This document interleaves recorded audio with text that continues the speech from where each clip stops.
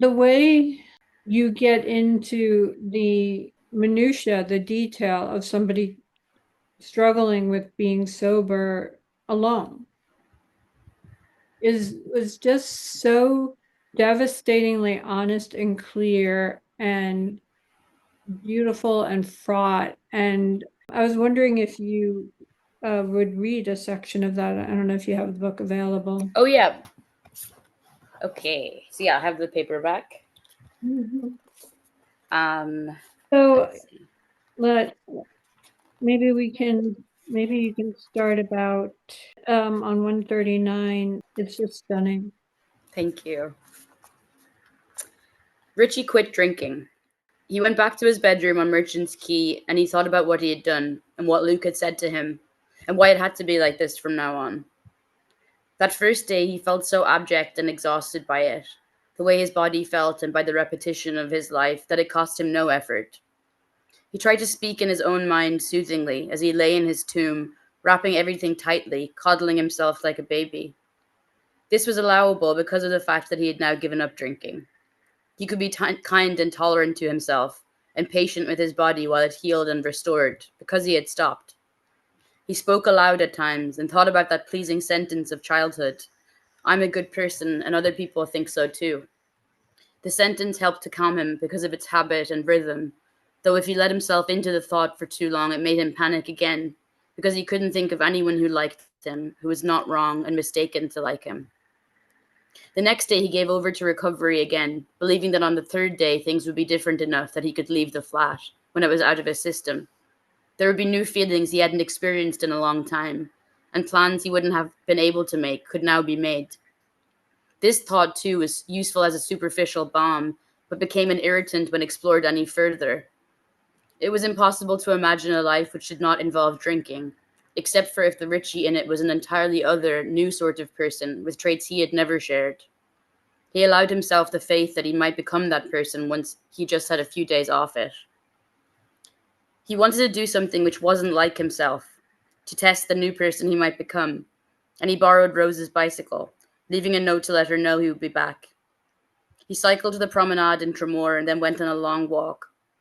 Memories of childhood surrounded him here. Thoughts of Carmel on a tricycle and of eating chips locked in the car in the rain, so comfortable and contained. Even his father had sometimes been happy here. A feeling of contentment and buoyancy came over him, and he felt proud of himself for not having a drink. And this clean, good feeling made him want to drink. Hmm. Yeah. What was your how did was that like writing that? It was really hard. I found like that the part where he gets in trouble after when he breaks into the restaurant, and I found all that really hard to write because I guess like part of both like from having struggled with drinking myself and also being around people who are in active addiction, like a big part of the frustration and pain about both personally experiencing it and witnessing it is just the frustration of knowing, that objectively it seems so simple in a way, and it is simple, but it's just not easy. And I think like with being around that sort of relentless, yeah, just the kind of senselessness of it from the outside is so difficult to be around. And so when I was writing it, I was sort of having that feeling of like, I don't want him to do this, and so I was really resisting making him relapse, or making him do the things that he did, which led to him being fired. And I found that like even like physically, I was really, I was leaning away from writing it, even though I was the one deciding what should happen. And I found that really painful. And yeah, I not long before I wrote it, a family member of mine had died who had been like a chronic alcoholic for my whole life, probably, or certainly my whole adult life. And again, it was just this kind of, I think what really struck me about that family member, who wasn't someone I was very close to, but I would have known all my life, and it was just that people would talk so much about what a charismatic and gorgeous guy he had been when he was young, and before I'd ever known him. And this was something that people would really always remark on. And and the way that I had known him was a completely insular person. And I think that was sort of what I was interested in trying to think about, was the space between this like young man and at the beginning of his life where it could have gone either way, and then that total reduction that addiction tends to lead to. I know from struggling with various addictions, for me, Overeaters Anonymous was my first like 12-step program, but they're trying to do it alone. I mean, it's the same conversation, internal conversation. And I mean, it's funny because it's like reading it, it's like at this point, it's like, yeah, you need a sponsor, you Right. somebody else because your own advice, your own it's like the addiction wants you dead. Right. And so you did find that joining the group was what was a crucial part of it for you.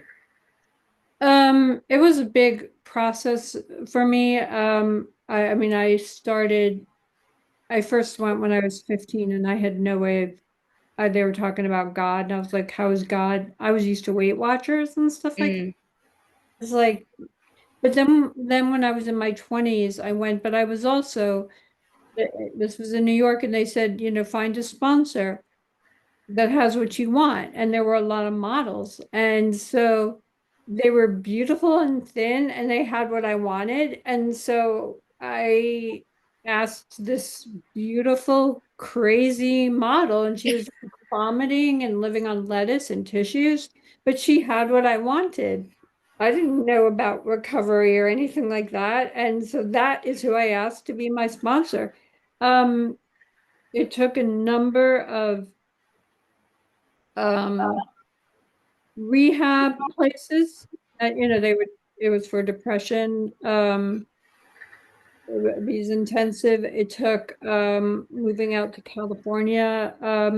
Ultimately, I mean, after I had my son, like alcoholism, like any addiction, it's progressive. And I had reached a point where going to meetings, it just well, it's like they say it works if you work it, and you really have to make 12-step program everything and the whole mm, you're only as sick as your secrets kind of stuff. And I still wasn't willing to let go of everything and just really give everything over. And for me, I had to, once I had weight loss surgery, a quite uh, advanced, very extreme weight loss surgery called a duodenal switch, was I able to kind of absorb a lot of the 12-step um, uh, teachings, and take what I like and leave the rest. What was it for you that got you sober? so I'm not sober. I had a period when I was, after I dropped out of Trinity, when I had a very bad problem, and like, it wasn't ever that I drank at a terribly unusual amount, but I think alcohol affects me much. It seems to affect me much more than a lot of other people, and so it was becoming a huge problem, and mostly because of its interaction with the depression. So it was like a kind of, it was, like the base level, relatively moderate kind of depression that I have had my whole life, but it's like functional more or less, is it, and it's like it's a lot to do with motivation. Like, that's the biggest problem that I find with it, is that it's just like I can't and don't want to do anything. And so with the drinking, that's like, it's completely impossible for me to do anything if I have any sort of hangover, basically. And so that was sort of a problem for me on and off for about 10 years. And it wasn't consistent, but it would like spike at periods of stress. And then basically I stopped drinking for about, I don't know exactly how long, but for an extended period. And then when I started again, I was just a lot happier, and I was living here, and I was living in the way that I wanted to be. And I'd like left a relationship that was not making me happy. And it just seemed to happen quite naturally that like I don't really want to get drunk anymore, and I just don't have the same kind of like total self destruction mode that I used to.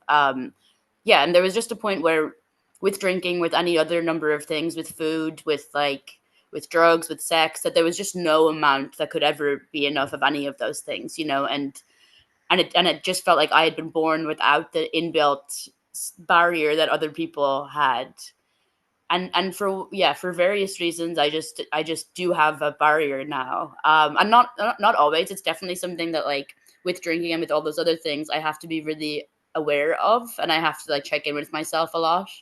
um and another thing is like I have to be much more conscious of being consistent with medication with for the depression, and to like take that seriously, because I think because I have had that so long, at some point I stopped like registering it as something outside of my personality, like outside of, I guess I stopped hoping that it would ever change. And then a couple of years ago, I saw a doctor who was like, "No, you can feel better than you feel." And so I've tried to be more on top of like trying to address it as an actual medical problem, and that's helped a lot, I think.